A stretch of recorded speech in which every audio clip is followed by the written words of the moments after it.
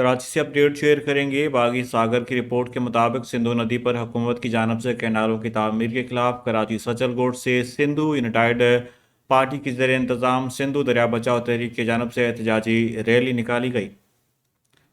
Doctor Ali Nawaz Gabol, फ़तेह खासकिल, मखदूम शमस, गुलाम कंबर हाजानो, लाल मोहम्मद चांडियो, परवेज़ अबड़ो, मौला बख्श, वाहिद मुगेरी और दीगर की क़यादत में सख्त नारेबाजी की गई।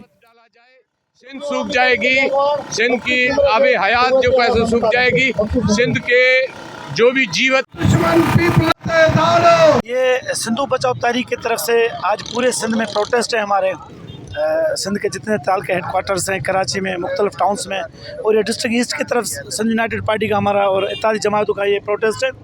ये जो हालिया प्रेसिडेंट आसिफ जरदारी ने एक ऑर्डिनेंस पास किया था जिसके तहत सिंधु दरिया पे से कैनाल बना रहे हैं।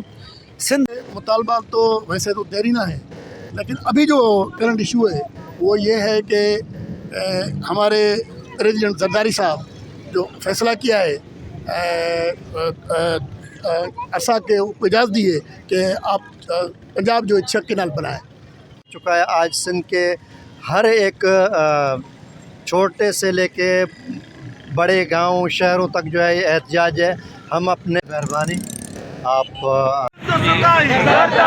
दरिया बचाओ कमेटी की तरफ से तमाम पार्टियों के इत्तेहाद से आज 17 नवंबर को हम लोग ने एहतजाजी मुजाहरा रखा था, इसीलिए कि का लिए एहतजाज है। ये बहुत पुरानी प्लानिंग के ख़िलाफ़ है। जब से ये काला दरिया की ज़मीन जहाँ तक समंदर, हमारे चेयरमैन साहब सिंध अवामी सदक़े के मार भाई साहब ने कहा है कि जुल्म जी इंतहा थींदी तो को बर्दक मतल हूंदा, ये मजदूर हारी भला कैसी सुतल हूंदा। असां इरसा एक्ट में जो तरमीम की गई है वो ख़त्म की जाए और 6 कैनाल जो निकाल रहे हैं वो उसकी जो जरदारी साहब ने मंजूरी दी है वो रद्द की जाए, वो गैर कानूनी। ये सिंधु बचाओ तहरीक की तरफ से आज पूरे सिंध में प्रोटेस्ट है। हमारे सिंध के जितने ताल के हेडक्वार्टर्स हैं कराची में, मुख्तलिफ टाउन्स में,